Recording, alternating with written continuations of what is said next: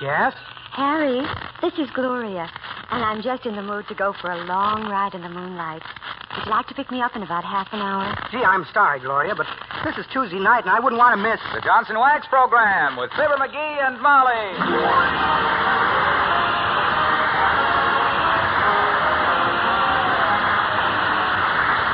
Makers of Johnson's Wax products for home and industry present Fibber McGee and Molly with Bill Thompson, Gail Gordon, Arthur Q. Bryan, B. Benaderet, and me, Harlow Wilcox. The script is by Don Quinn and Phil Leslie. The music by the King's Men and Billy Mills Orchestra.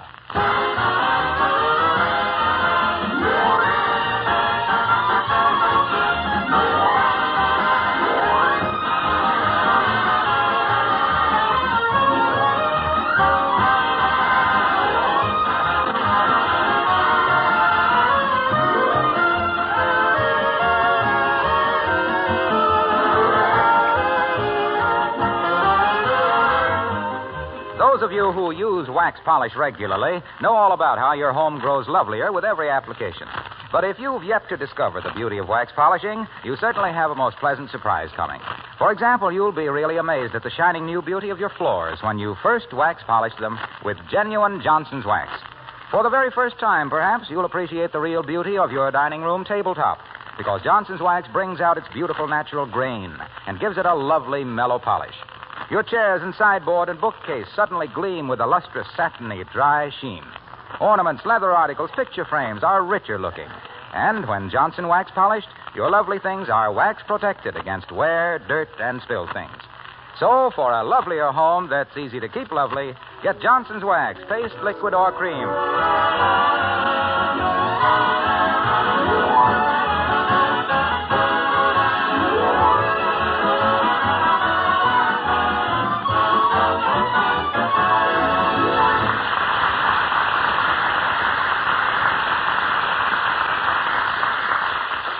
Modern man is so dependent on his radio and newspapers that if he misses an issue or a broadcast, he is apt to be dangerously uninformed. As you will see when we join Fibber McGee and Molly.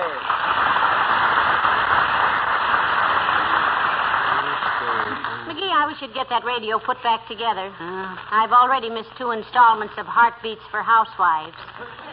And Monday's broadcast of Who is Gladys Melkendrop. I'll have it assembled again in a jiffy, kiddo. It only needed a minor adjustment. What minor adjustment? The tone signals were coming in 6 minutes early, according to my watch. So I thought if I'd cut it back... Oh, my goodness. What's going on around here anyway? There have been sirens going past here all afternoon.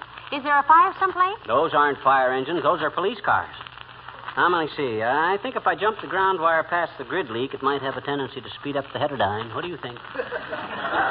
Well, I don't know any more about it than you do, dearie. Mm-hmm. This is sort of a pitiful little confession, come to think of it.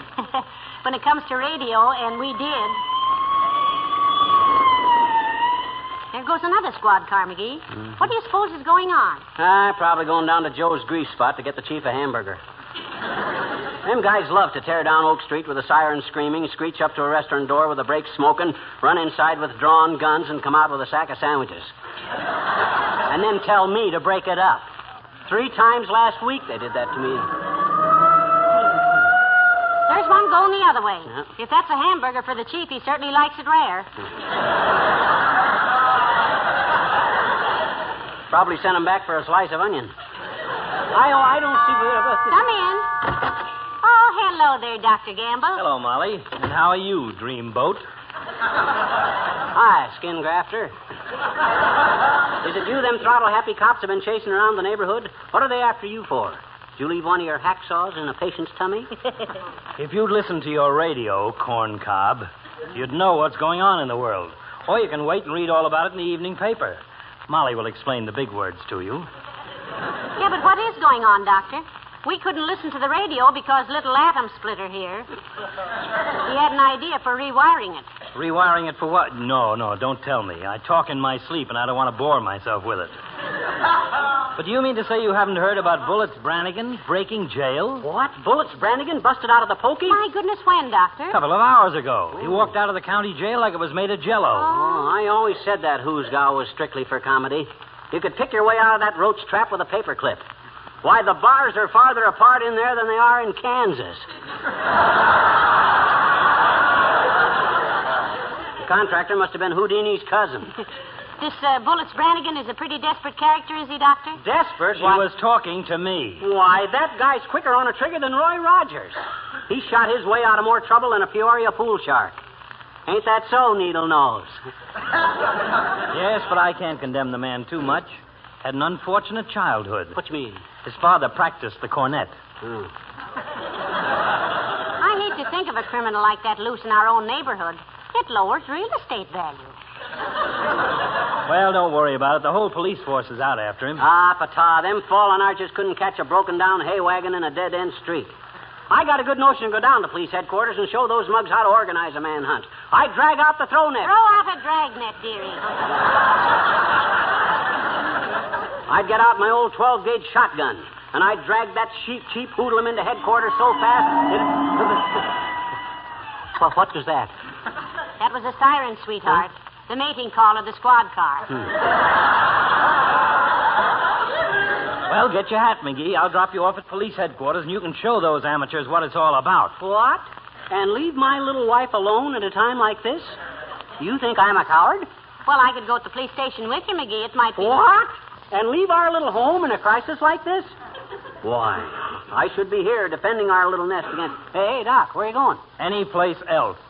Anytime you start talking about getting your shotgun out, the handsome fellow walking rapidly away will be me. I've been duck hunting with you, and I figure I've been living on borrowed time ever since.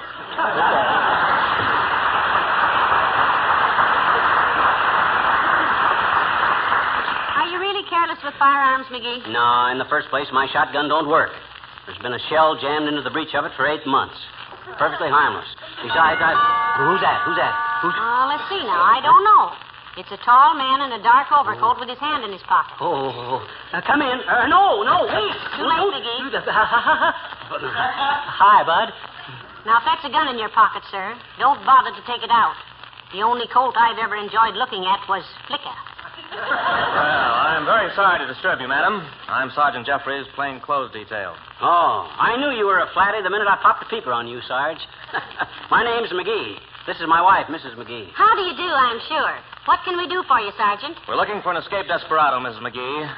Bullets Brannigan. Oh. Did you think he might be in our house, Sergeant? No, madam. We have reason to believe he might be in the house across the street. I'd like to stay here a while, if you don't mind, and keep an eye out your front window. Hey, now, wait a minute. Suppose he sees you. There's liable to be some shooting, ain't there? It's a distinct possibility, yes. I'll ask you to keep quiet about this. We don't want Brannigan to know he's being watched. Well, whatever you say, Sergeant. Would you care for a cup of tea? Why, yes, thank you. I'll come out and help you make it, Molly.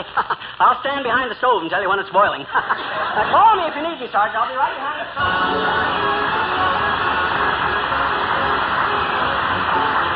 Billy Mills and the orchestra and Swamp Fire.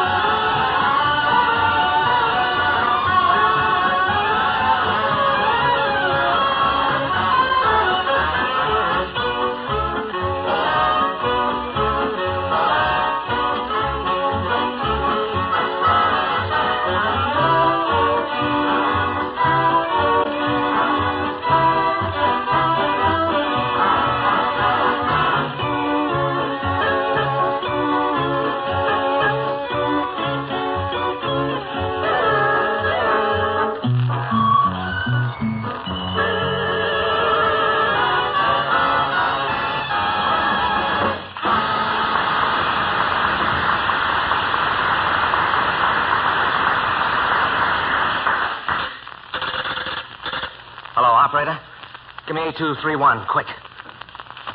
Hello, Stokey. This is Bullets. Yeah, Bullets Brannigan. Look, I'm making like a copper with a couple of apple knockers here, see? As soon as it gets dark, have a car ready at Nasty Norton's. Yeah, I'll be... Hey, wait a minute. Here they come. Yes, Lieutenant. Certainly, Lieutenant. Yeah, I'll stay right on the job till it gets dark. Okay, Lieutenant. Well, just checking into headquarters, Mrs. McGee. That's nice. Now, you just make yourself comfortable, Sergeant. What'd you say your name was? Rasmussen. You did not. You says Jeffries. Well, certainly. My name is Rasmussen P. Jeffries. Why?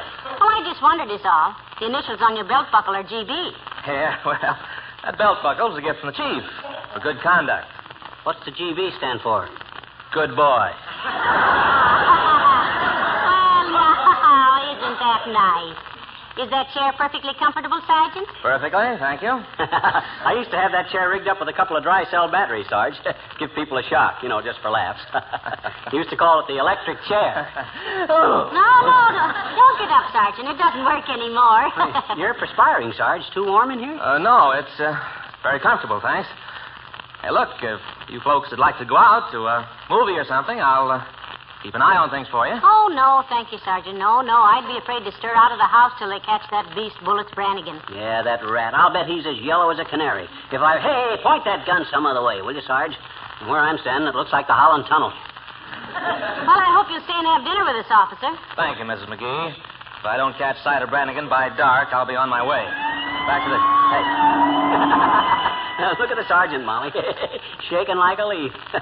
You sure are anxious to have a go at old Brannigan, ain't you, Sarge? Yeah. Yeah, I sure am. Wait a minute. Stand right where we are, folks. Who is that? Oh, don't be silly. It's just a friend of ours, Mrs. Carstairs. Yeah, her husband is the Carstairs that owns all the public utilities, Sarge. He's got more moo than a herd of Holsteins. You like Mrs. Carstairs, Sergeant. Come in. Hello, Millicent. So nice to see you. How do you do, my dear? Good day, Mr. McGee. Hi, Carsty. Mrs. Carstairs, this is Sergeant Jeffries from police headquarters. A plainclothes man. Mrs. Carstairs? Good day, Sergeant. In these days of checkered sports coats, fawn-colored slacks, and atomic neckties, it's a distinct pleasure to meet a plainclothes man. I and him are keeping an eye out for this Bullets Brannigan, Carsty. Oh, heavens, I do hope you catch him soon, Sergeant. My husband always keeps $5,000 or $6,000 in cash in the house, and our burglar alarm is out of order. The sergeant is writing it in his little book, Millicent. It's the big house. It's the big house up on the corner of Oak, Sergeant. Yeah. And he keeps the dough in a little safe behind the painting of Napoleon at Louisville. Waterloo, Mr. McGee. Waterloo, don't kid me, Carsty. Napoleon was never in Iowa in his life. I guess I know where that guy is. Just a minute, Mr. McGee. Let me get this straight. I want the boys at headquarters to have this information. You say your husband keeps large sums of money in the house, Mrs. Carstairs? Oh, no, not large sums, Sergeant. A few thousand, more or less.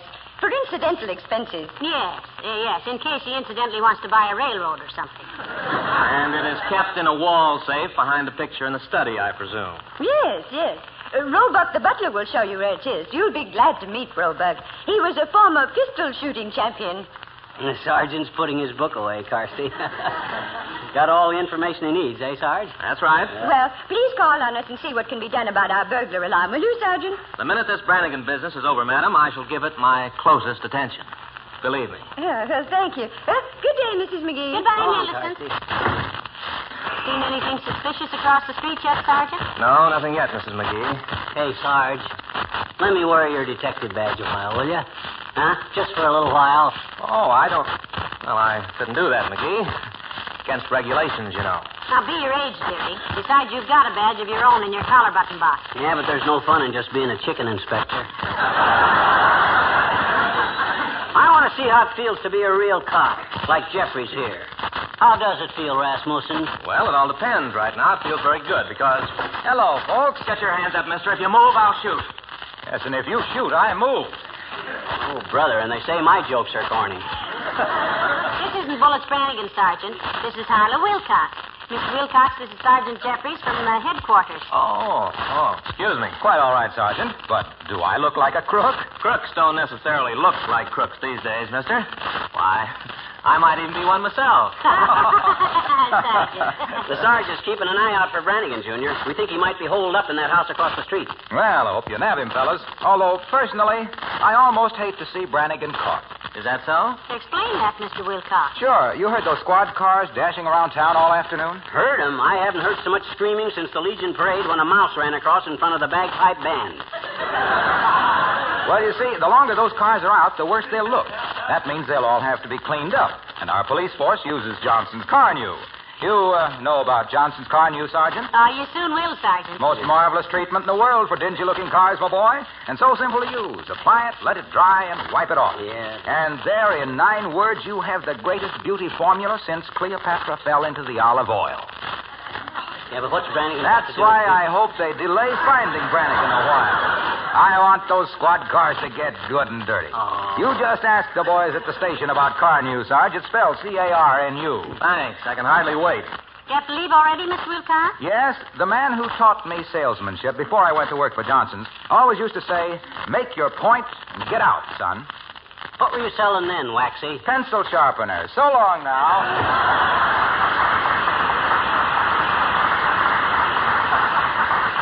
You have a lot of visitors, don't you? Oh, just on Tuesday night, Sergeant.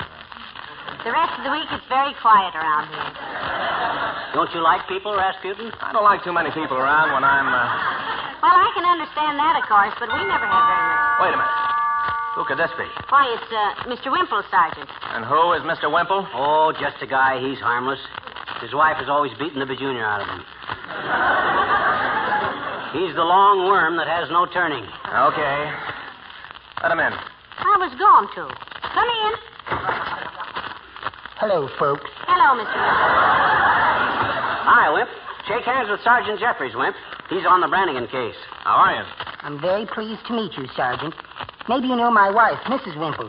She teaches jiu-jitsu to the police force. No, but I haven't been on the force very long. You look a little more bruised up than usual, Mr. Wimple. Has Sweetie Face been throwing her weight around? No, Mrs. McGee. She's been throwing my weight around. I was lying there on the couch, and she woke me up and said, do you want to see how I can lift a 150-pound dumbbell, Wallace? And silly me, half awake, I said, yes. And she picked me up and threw me across the room into the bookcase. My gosh, didn't that hurt, Wimp? No, I guess I'm just lucky, Mr. McGee. I landed right on top of Mother Goose. That isn't how I got these bruises. Well, how did you get those, then? It's so ridiculous, really. Really was. Sweetie Face had a new hat, and she asked me how I liked it, and I said she looked as cute as a bug's ear. What was the matter with that? Fairly flattering, I'd say, Wimp. I thought it was, too. But somebody had given her a microscope for her birthday, and she looked at a bug's ear through it, and the next thing I knew, the doctor was asking me if I'd got the license number. Well, see you later, folks. I hope you catch that bad man.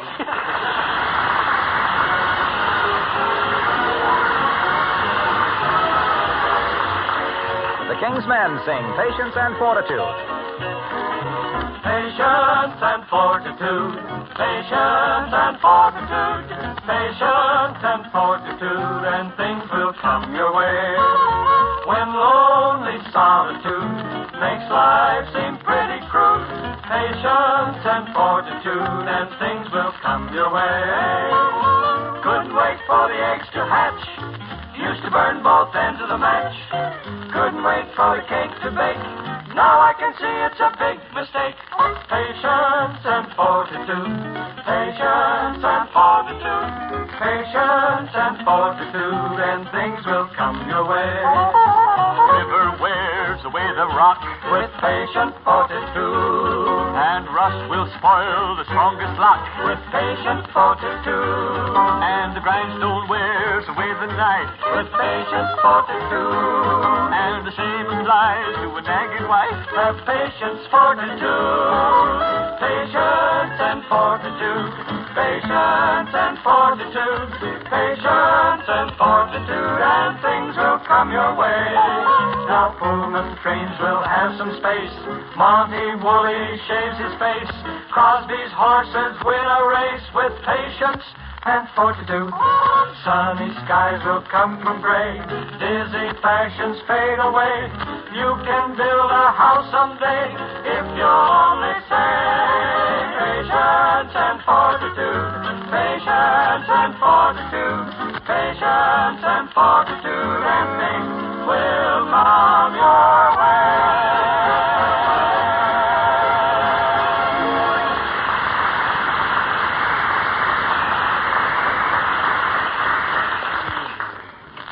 Sergeant go, McGee? He's out in the kitchen making himself a sandwich. Oh? I says you'd fix him one, and he said no, there's too many people coming in and out of here. It makes him nervous. Well, that's a little strange, isn't it? A policeman getting nervous? Oh, I don't know. Chasing desperados is kind of upsetting. I suppose so. And I made his hair stand on end, too, telling him about when I was deputy sheriff out in Woody, California. You did, huh? Mm-hmm. Remember me telling you about the time I caught the Pittman gang single-handed? Yes, indeed. Well, you ought to hear me tell it now. I got a new twist on it that's a honey. Instead of chasing them up Greenhorn Mountain, I fetched them in the wrong trail. Come in. Oh, for goodness sakes, merely trivia. Come in, Your Honor. Thank you, Molly. Any progress on the Brannigan thing, Latriv? No, McGee. Oh. Seems to have simply dropped out of sight.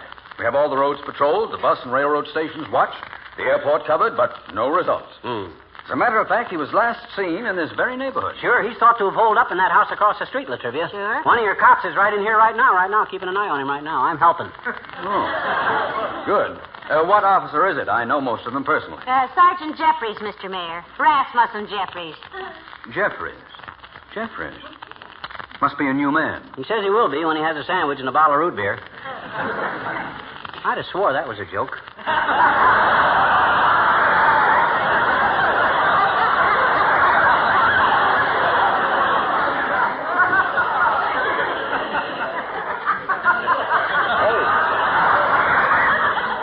You coming to dinner here tomorrow night, Latrell? Yes, I am. Oh, that's fine, Mayor. We were afraid you couldn't make it.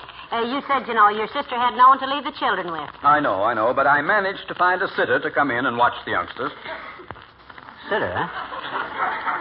English or Irish? How should I know? Well, you found her, didn't you? What does she look like? Well, I don't know that it makes any difference, Mrs. McGee, but she's rather small, nice features, red hair. Red hair, eh? That's an Irish sitter, Latriv. We used to have one. You sure it's all right to leave the kids with her? Yes. What if the phone should ring or something? Why, she'd answer it, of course. She would, eh? Knock it down and bark into it, huh? Are you being amusing, McGee? Besides, I don't care if she doesn't stay inside all the time. I asked her to take the children out for a walk. Take them for a walk? Heavenly days, isn't that rather taking chances, Your Honor? What if she should suddenly start chasing a cat or something? Well, that's ridiculous. She wouldn't do any such stupid thing. Particularly if she's wearing high heels. She is? Boy, I'd like to see that. How old is she?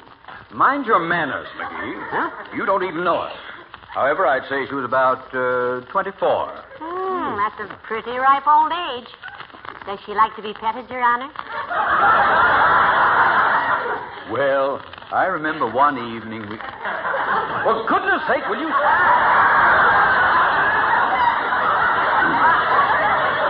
Stop talking about her as if she was some kind of a dog. What do you mean, some kind of a dog? She's an Irish sitter. The one we used to have always slept at the foot of my bed. Used to wake me up sticking her cold nose in my face. Now, just a minute, McGee. I only hope she doesn't give your sister's children the fleas, Mr. Mayor. Now, let's stop this. You are evidently talking about a dog. What are you talking about? A sitter. Well, that's much better than a pointer. It's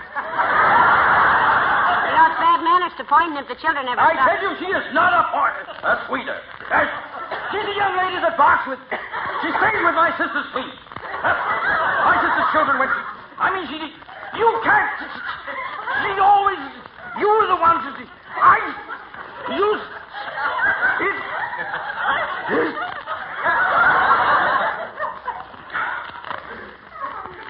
McGee?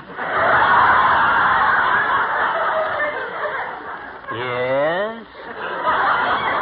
This Irish setter you had, how long was her tail? Oh, about so long, Latrivia. So long, McGee.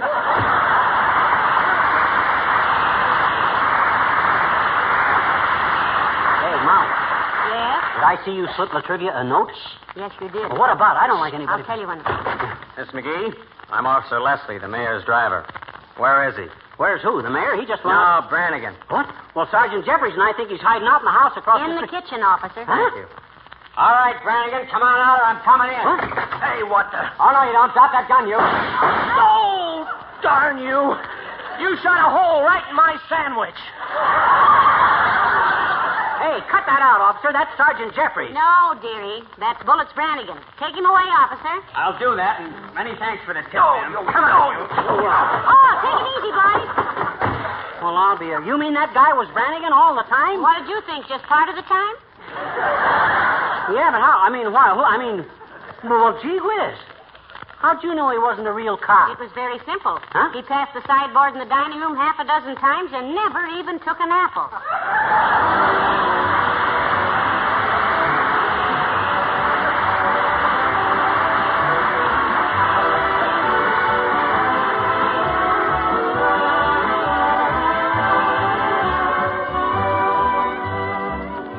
Now that it's so often wet and muddy outdoors, how do you manage to keep your kitchen floor so nice and clean? Well, if you're still doing it the hard way, my suggestion is that you try using Johnson's Glow Coat. You'll find it will save you hours of work. You see, this most popular of all floor polishes forms a tough, protective wax film that keeps dirt away from the actual surface of the linoleum. You simply wipe this smooth, shining surface with a damp cloth. Right away, the mud and dirt and spilled things completely disappear. At the same time, Glow Coat's tough, invisible film protects linoleum from wear and tear so that it lasts far longer. And Glow Coat is easy to use. There's no rubbing or buffing. You just apply and let dry. Glow Coat shines as it dries, doesn't streak either. In only 20 minutes, your floor is clean and sparkling and all ready to use. Why not take a tip from millions of other women and get some Johnson self-polishing Glow Coat this week?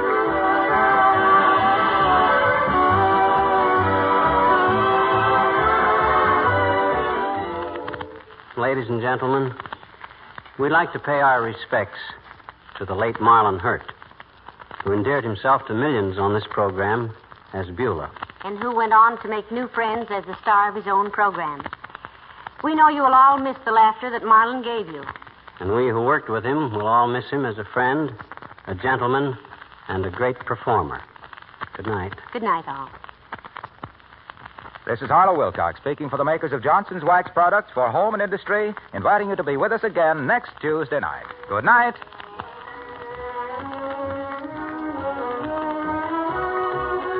This is NBC, the national broadcasting company.